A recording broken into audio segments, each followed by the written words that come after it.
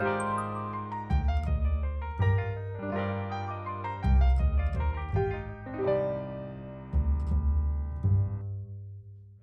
we are with Mr. Richard Halpern. So excited to have him as a guest because he has an amazing story that I think you're really going to enjoy. It turns out he's probably America's, maybe the world's greatest Austin Powers impersonator. How many years now? 21 years since the movie came out in 1997. I started doing the voice on Rick Dees in the Morning, who used to be on 102.7 KISS FM. And I had been doing voices with Rick Dees since 1983.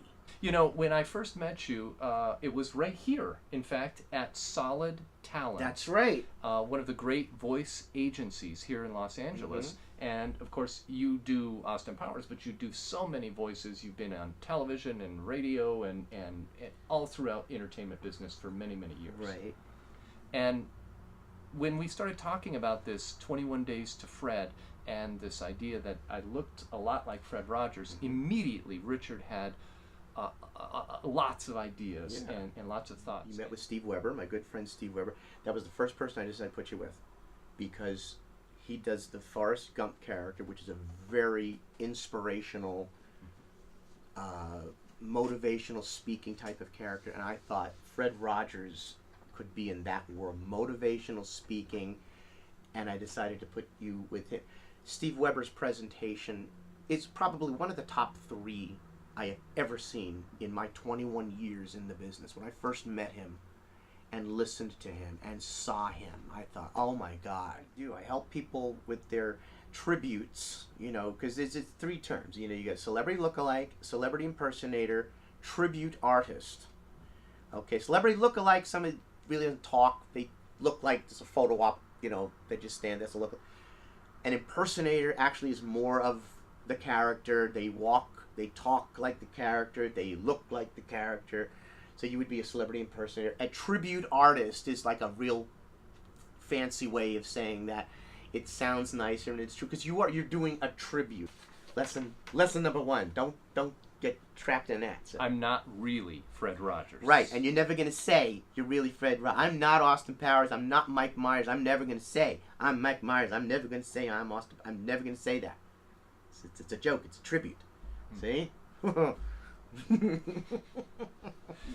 voice is the whole look is important. I help people with the entire look. I'm very impressed with the fact you got the right shoes. You went out and found your shoes. You got the sweater that zips up. You got your pants and everything. Your hair looks great. You could do this now. You can go out right now. Nobody's gonna say, oh, you know, they're gonna say this is really impressive. This presentation. This is what this is. This is a presentation. Walt's presentation as Fred Rogers is amazing, right as it is at this moment. You could do the Chinese theater in Hollywood Boulevard Chinese Theater, which is a place you don't want to stay in. It's like in How to Succeed in Business. They said the mailroom is the place out of which you must get. You're working in the mailroom, you get out there. Yeah, because once you establish, you get off that boulevard. But what you're saying is that I should maybe make a trip to Hollywood Boulevard. I'll go with you. I'll go with you. Oh my God, that would be fantastic. I'll go with you. All right. Wow. And we'll see what's what. Just to get the reaction. I noticed when I did first meet you, we were talking about the voice.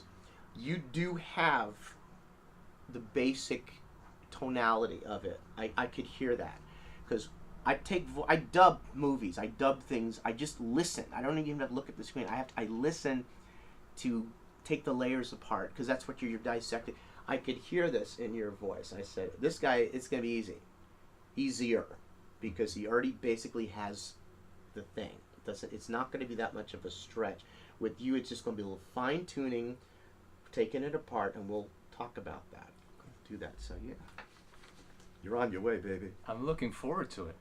So maybe we can get into the recording booth and try out the microphones, right? Let's do it.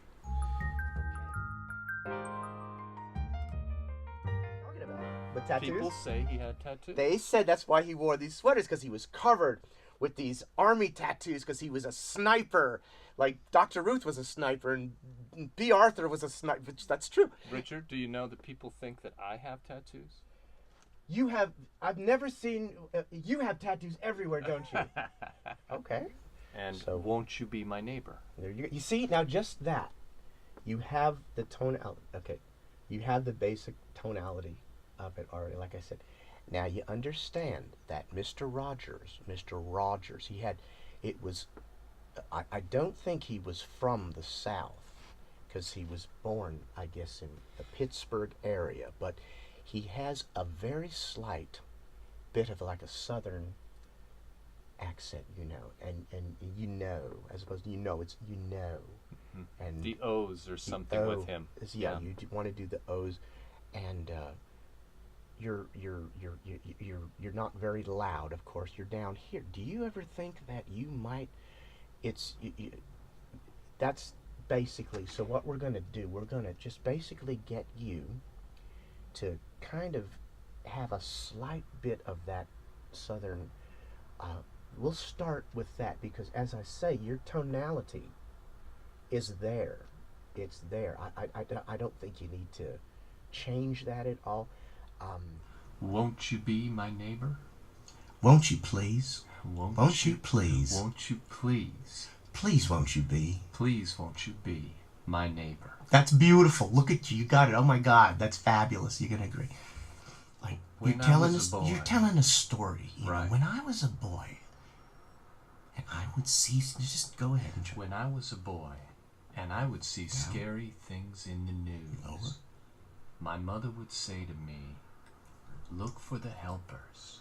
You will always find people who are helping." See, much better. Did you feel that? You did take it a little slower. Bring it down a little bit. Let's move on here. What else we got? He says, you always make each day so special, and you know how. You always make each day so special, and you know how. By just your being you. By just your being you. That is great. You see, you got it. You're coming along. You got it. That's great. When I was a boy and I would see scary things in the news, my mother would say to me, "Look for the helpers. You will always find people who are helping." What could I be doing after I'm done drawing that picture? And we all love to draw, but when you're finished drawing, maybe we can go and do something else. Really? Like what could we? Like what else we could go outside and play in the yard. That's yeah. Or we could fly a kite, or we could go bike riding, or maybe we could turn on the television and watch Austin Powers. You better get your parents' permission before you do that, Mr. Rogers. That's great. Okay. No one gets the party started like you do. That's right. That's it. Give me a call. You want Austin at your party, your wedding. I'm an ordained minister, which you should be if you're not yet. Fred Rogers.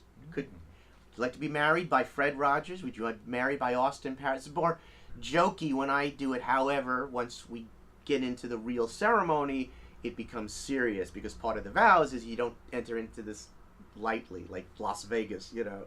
So the comedy part, then we go into a serious part. Yeah, funerals. I could go to your funeral and sing if you want, or do something to Austin Powers anywhere. You have a trade show. You want me to bring people to your booth? I do that to any kind of corporate party, private party. Have Velvet will travel. You can find him at www.richardhalpern.info or powersclone.com. That's the easier one, powersclone.com.